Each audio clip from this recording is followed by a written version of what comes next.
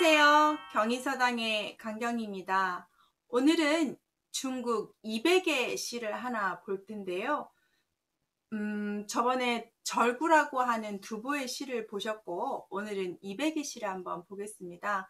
둘의 좀 차이를 그때 말씀드렸던 것처럼 200은 좀 신선 노름 같은 시를 많이 씁니다. 그래서 시선이라고 평가를 받는데요. 오늘 산중문답이라는 200의 시인데요. 해석에서 보시면 산 가운데 물어보고 답다. 내가 산속에서 혼자 물어보고 답한다는 산중문답이라고도 하고 한정이라고도 하는 사람들도 있습니다. 한가한 뜻정, 자기의 감정, 한가로운 감정. 시 형식을 보시면 7자이기 때문에 7자의 4줄이니까 7언절구 이렇게 보시면 되고, 7언은 첫 구절을 운자로 하지요. 그래서 산, 한, 간 정확하게 운자를 짓긴 아주 멋진 시입니다. 먼저 한번 읽어보시고 저랑 같이 하나하나 해석하신다면 200이 얼마나 또 그런 시를 졌는지라고 보실 텐데요. 먼저 200 이야기를 잠깐 하면, 200이라는 사람은 중국 당나라 때의 시인인 거 아시죠?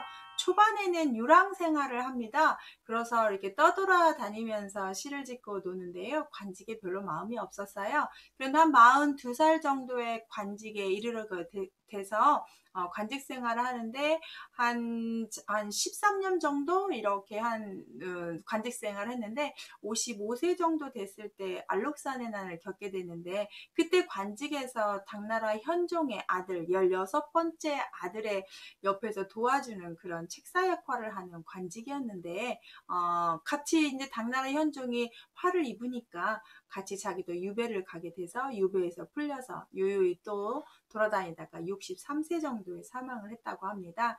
200은 이렇게 관직 생활에 기껏 10년 정도밖에 하지 않았고요. 거의 자연과 벗삼아서 살았던 사람이기 때문에 시들이 거의 자연과 벗삼아서 유유자적하게 노는 그런 자연경치 이야기, 이런 것들이 참 많습니다. 오늘도 그런 종류의 시 중에 하나인데요. 관직하기 전에 이렇게 공부 중에 썼던 유랑생활 하면서 썼던 시라고 합니다. 자기 젊은 초반의 시예요. 자, 읽어볼게요. 7자이기 때문에 내자 세자 띄셔야 됩니다. 무녀 하사 서벽산 하니 소위 부답 심자하니라. 도화 류수 묘연 거하니 별류 천지 비인간이라. 이렇게 읽으시면 됩니다. 첫 번째부터 한번 볼까요? 무녀 하사, 나에게 물었지. 하사, 왜 어찌 그렇게 사냐고. 어디서? 깃들서 푸를벽 외산이니까 푸른 산 속에서 왜 그렇게 살고 있어? 라고 물었어요. 사람들이 관직 생활하지 않고 책 보고 공부하면서 산 속에서 계속 젊은 시절을 삽니다. 그랬더니 나에게 물었지. 무슨 일로, 어떤 일로, 어떤 이유로 그렇게 푸른 산에서, 산속에서만 삽니까? 그랬더니 웃음소자죠. 소위 부답. 나 웃으면서 부답, 대답하지 않아요. 하하 하면서 웃었겠죠. 웃으면서 대답하지 않고 심자하니라. 그런데 내 마음은 저절로 너무 한가롭고 좋았다 라고 표현을 합니다. 그래서 도화 류수, 복숭아꽃 흘러가는 물 묘연히 떠나가는 것 쳐다보고 있으니, 자, 복숭아꽃 떠다닌다고 했습니다. 이거는 도연명의 시 무릉도원이라는 데에 있는데요. 이렇게 신선들만 사는 마을 무릉도원에 가서 복숭아꽃 흘러가는 그런 물을 봤다는 것을 약간 인용하면서 별천지, 어떤 신선들만 사는 그런 마을, 이런 걸 좀 연상하게 하죠.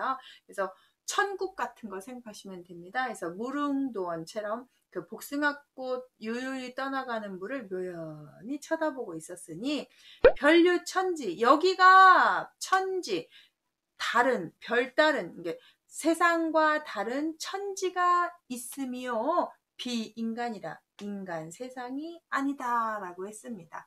자, 산속에서 자기 혼자 묻고 대답하는 시를 씁니다. 물었죠. 왜 여기서 살아? 하하 하면서 웃으며 대답 안 했지만 자기는 마음으로 이신점심, 다 알 수가 있습니다.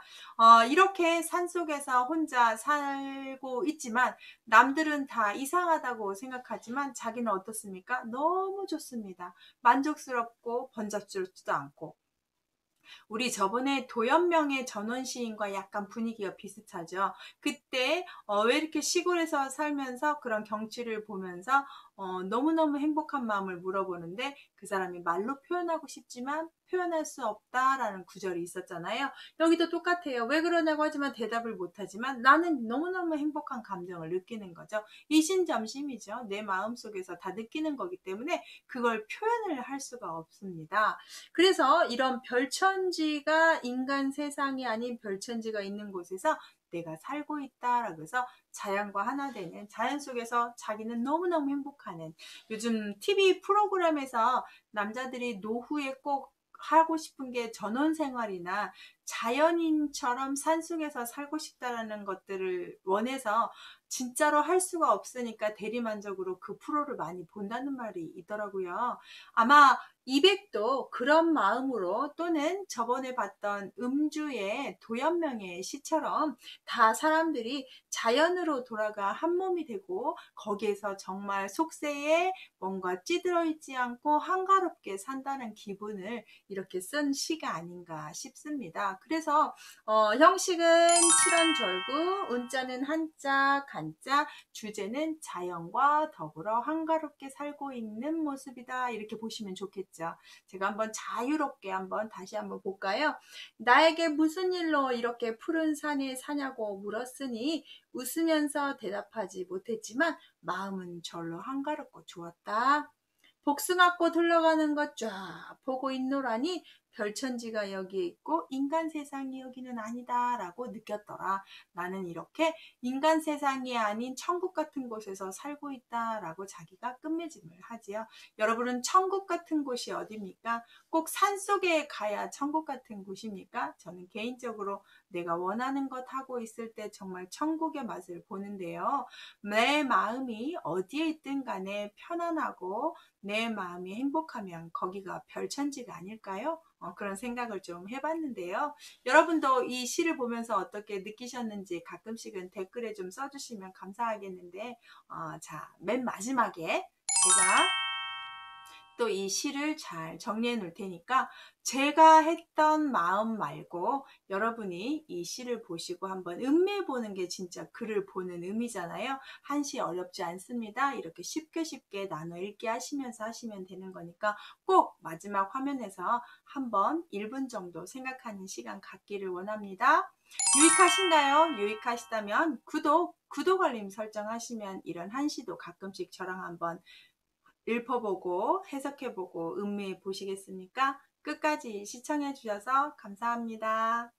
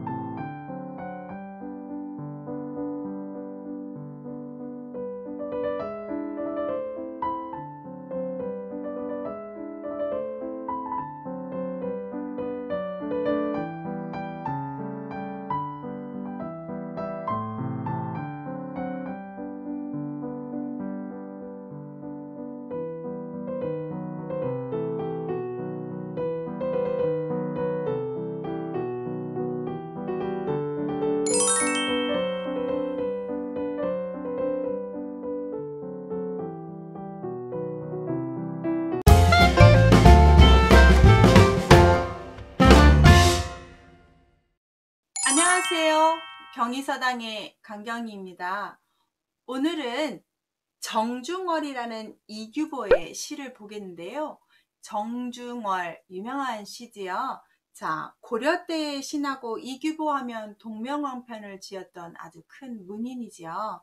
자, 정중월, 우물정 가운데 중 달월입니다. 우물 가운데, 우물물에 달이 이렇게 달 모양이 있습니다. 그래서 정중월이라고 하는데요. 자, 이규보는 고려시대에 자기의 뜻을 펼치고자 문인이 되었지만 실상 이 이규보가 했었던 시대는 최씨 정권의 무신정권 시대인데요. 자기가 들어가 보니 자기가 원하는 세상을 만들기가 쉽지 않다는 걸 느낍니다. 그래서 또 고려시대는 불교의 나라잖아요. 스님 또는 절 이런 것을 마음에 불교의 마음을 여기에다 많이 담아서 시를 쓰게 되는데요. 아주 생각을 많이 하게 하는 시입니다. 오늘 한번 정중월이라는 이규보의 시에 한번 흠뻑 빠져보시겠습니까? 먼저 한자를 한번 쭉 보시면 자, 5자기 때문에 4줄이기 때문에 오원 절구라고 표현을 하고요. 운자는 짝구에 하기 때문에 중자, 공자만 이렇게 운자가 됩니다. 나머지 제가 이렇게 색깔을 친 건 좀 이따 해석할 때 어떤 의미가 좀 있어서 표시를 한 거고 운자는 중자와 공자가 되겠습니다. 주제는 마지막에 한번 시를 보고 같이 한번 생각해 보실까요? 자, 산승 탐월색하여 병급 일병중이라 도사 방응각하여 변경 원력공이라 라고 했습니다. 첫 줄부터 한번 보겠습니다. 5자기 때문에 2자 해석하고 3자를 하셔야 됩니다. 산승, 산에 있는 스님께서 탐월색하여 달 빛을 탐하였다 라고 했습니다. 불교에서 제일 하지 마라 라고 하는 것이 욕심이죠. 욕심이 생긴다는 것은 집착입니다. 집착을 하게 되면 욕심이 생기게 되죠. 산에 있는 중스님께서 달빛을 욕심내었다고 합니다. 달빛을 욕심냈다 해서 여기 빛색은 세상에 대한 욕심이라고 생각을 하시면 됩니다. 세상 것 갖고 싶은 것 정말 많죠. 그런 것을 내가 갖고 싶습니다. 돈, 권력, 지위, 남이 가지지 못한 것 나만 갖겠다고 하는 그런 욕심으로 보시면 되겠습니다. 두 번째, 그래서 어떻게 했느냐? 병급 일병중이라 나란히 길러왔다. 어디에다가? 하나 병 가운데에 가져왔다. 이 가운데 중자는 내 마음속에 가져야겠다라고 욕심을 많이 부린 거죠. 일단 관찰하고 있다가 병 속에 가져와 버렸습니다. 욕심을 내버렸습니다. 그래서 병에다가 나란히 왔다니까 우물물을 뜰 때, 자, 우물에 달이 이렇게 비쳐 있는데 물을 뜰 때 달빛 있는 데에서 달이 이렇게 비춰지는 우물물을 병에다 이렇게 담았으니까 달도 담고 물도 담았다는 상징적인 의미가 되겠죠. 그래서 스님이 한 병에 나란히 달하고 물을 길러왔습니다. 자, 도사, 내가 절에 이르러서 그 스님이 절에 이르러서 모방, 바야흐로방입니다. 바야흐로 곧 이렇게 해석하시면 돼요. 곧 응각, 깨달을 각자입니다. 대답할 응자니까 깨달음이 딱 응답이 왔습니다. 절에 도착해서 깨닫게 돼버렸습니다. 뭐를요? 마지막 결론이죠. 병경, 병을 기울면 달, 월, 역, 공이다. 달은 또한 없다. 자, 내가 우물물에 뜬 그 달을 나란히 길렀지만 물밖에 없는 거죠. 그래서 아주 철학적으로 빌공자, 아주 욕심을 버리다 내어놓다 헛되다 라고 하는 겁니다. 내가 세상 것을 탐했지만 다 결론은 헛된 것이 되었다라고 하는 대단한 불교의 깨달음, 인생을 살아본 사람만이 느끼는 그런 감정인데요. 이규보가 아까 제가 말씀드린 것처럼 자기가 뜻하는 세상이 쉽게 만들어지지 않는다는 걸 알아버렸습니다. 그래서 그런 모든 것들이 헛되다라는 마음으로 썼다는 시인데요. 꼭 그런 쪽으로만 보지 마시고 감정이입을 해보면 내가 열심히 뭔가를 했는데 다 지나고 보니 헛된 일이었더라. 자식 길러보니 다 헛되더라.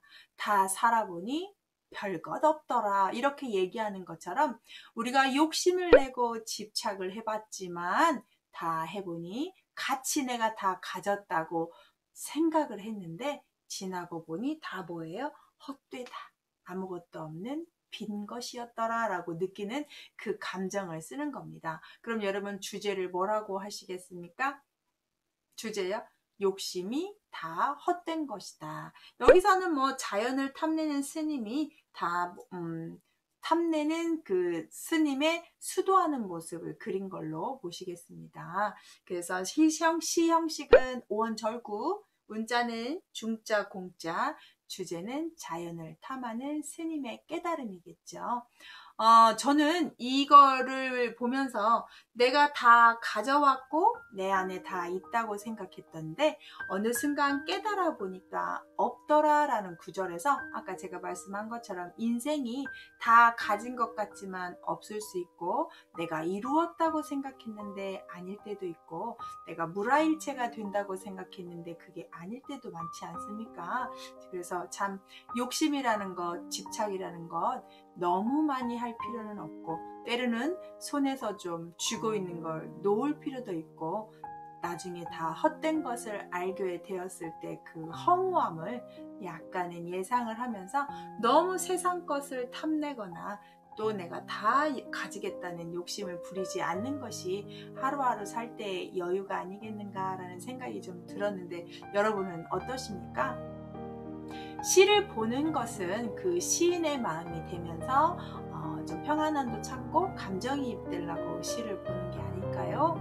제가 맨 마지막에 오늘 정중월이라는 시를 잘 정리해서 볼 테니까 여러분도 한번 묵묵히 한 1분 정도만 끄지 마시고 쭉 한번 보시면서 음미해 보신다면 자, 세상 것 참 헛되더라 하면서 나만 그렇게 느끼는 감정이 아니구나 라고 좀 평안함도 느끼셨으면 좋겠습니다. 어떠십니까? 한시도 이렇게 가끔씩 보니까 좋지요? 구독 알림 설정하시면 저랑 같이 이 경의서당에서 한시도 한번 보실 수 있습니다. 부족한 강의인데 끝까지 시청해 주셔서 감사합니다.